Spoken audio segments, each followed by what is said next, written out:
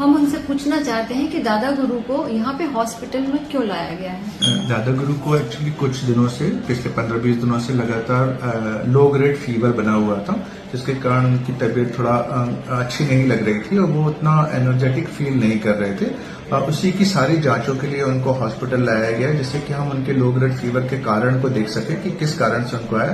हालांकि अभी तक जो टेस्ट हुए हैं उसमें बहुत कुछ ऐसा रीजन नहीं मिल रहा है उनके लो ग्रेड फीवर का, लेकिन कुछ चीजें टेस्ट में मिली हैं, जैसे कि उनको एनीमिया है और कुछ न्यूट्रिशनल डेफिशिएंसीज मिल रही हैं, जिसके कारण उनको वीकनेस जो है वो ज्यादा वीकनेस लग रही है।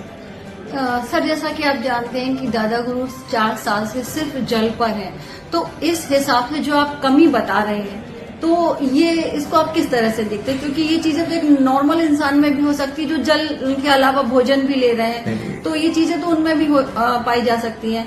तो दादा गुरु के केस में ये चीजें कितने मायने रखती हैं? नहीं, यदि पिछले 4 साल से दादा गुरु सिर्फ जल पर हैं, उसके बावजूद भी शरीर में ऐसे कोई चेंजेस नहीं है जिससे हम ये बोल सकें कि ये पॉसिबल नहीं है। ये एक तरीके से उनकी तप का ही शक्ति है, जिसके कारण वो सिर्फ जल पे इतने दिनों से बहुत बढ़िया तरीके से सारी चीजें और सारी एनर्जी उनकी बरकरार है। यदि हम साइंटिफिक तरीके से देखें तो साइंस इसको प्रूफ नहीं करता, लेकिन तप जो है वो साइंस के बियॉन्ड की चीज है। तो मैं इस चीज को कभी नहीं नकारता कि जो चीज साइंस प्रूफ नहीं कर सकता वो हो नहीं सकता, तप उसके बियॉन्ड की चीज है, ऐसा हो सकता है।